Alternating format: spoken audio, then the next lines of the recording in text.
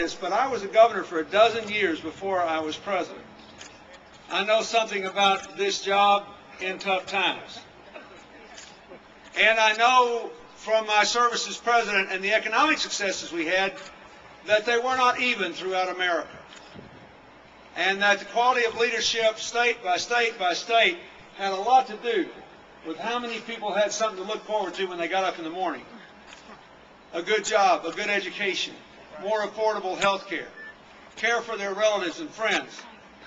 I strongly supported President Obama's economic stimulus package. And I think he and the Congress and his economic team are making the best now of a very difficult situation. Yes. We are going to come out of this. But we are going to come out of it not just because of what is done in the White House or in the Congress, but what is done in every country, crossroad, and community in our entire country. And how you come out of this will be determined in no small measure by whom you elect governor in this election. I know that, and I think you know too. I believe with all my heart that Terry McAuliffe was made for this moment.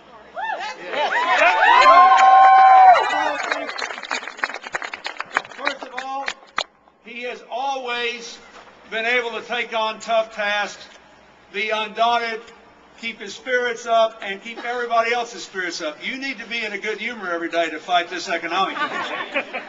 You need to be thinking about how you can make something good happen.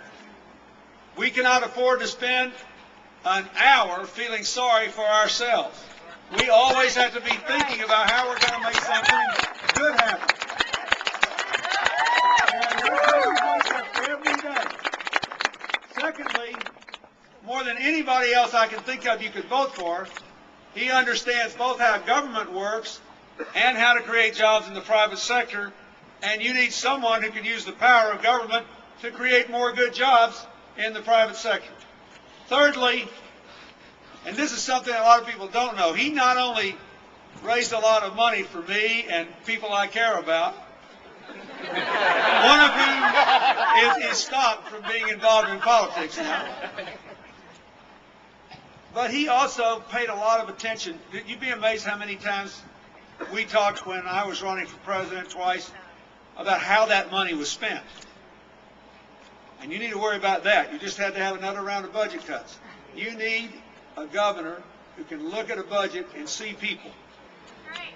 Who can look at a budget and say, okay, I am bound by law to cut this much or that much, and who will then figure out how to cut it to do the least damage and to keep the things that have to be done going. He's got a plan to do something about transportation. Yeah. And when I was 20 minutes late to our first rally today because of a Virginia traffic jam, I became a one-issue supporter.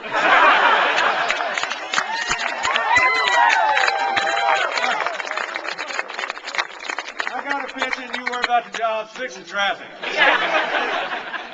He's got a plan to make higher education more accessible and affordable, and to have Virginia's institution of higher education actually generate income instead of drain it away from hardworking middle-class families.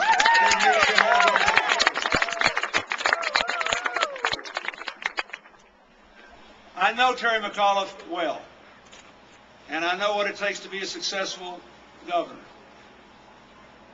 I think he's got one of the most wonderful families I ever met. I love his 5 children.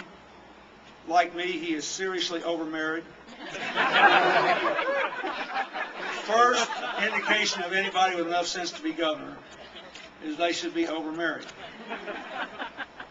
Really, Hillary and Chelsea and I took a vacation with Terry and Dorothy and their kids, and I got to play with all their kids. And after it was over, I looked at Hillary and I said, you know, if every child got to grow up in a family like this, our country would only have about half as many problems as we have.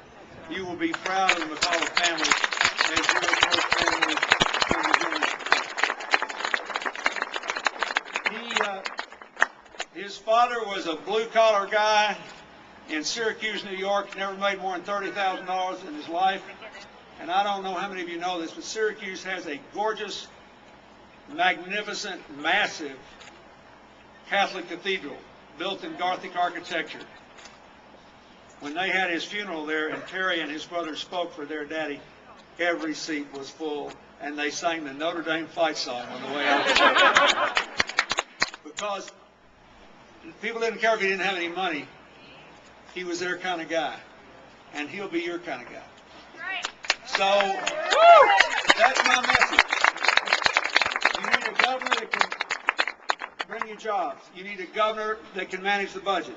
You need a governor who understands the human consequences of hard decisions.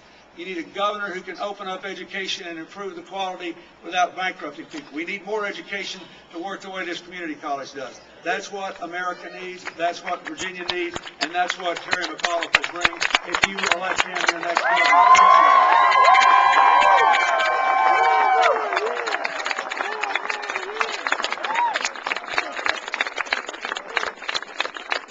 Thank you. Good afternoon, everybody.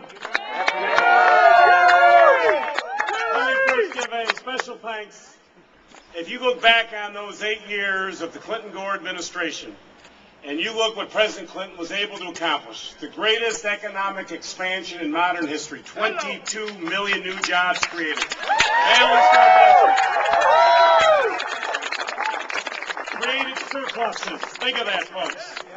And with that surplus, put 100,000 new teachers in the classroom, 100,000 new cops on the street. Family Medical Leave Act. He cared about people. I like to say, under President Clinton, under his tenure, more millionaires and billionaires created than any other time in history. But you know what? More people moved out of poverty. Disposable income was an all-time high for middle-class families. With Bill Clinton, everybody benefited. And that's the kind of America we had. And everybody around the world loved the United States of America.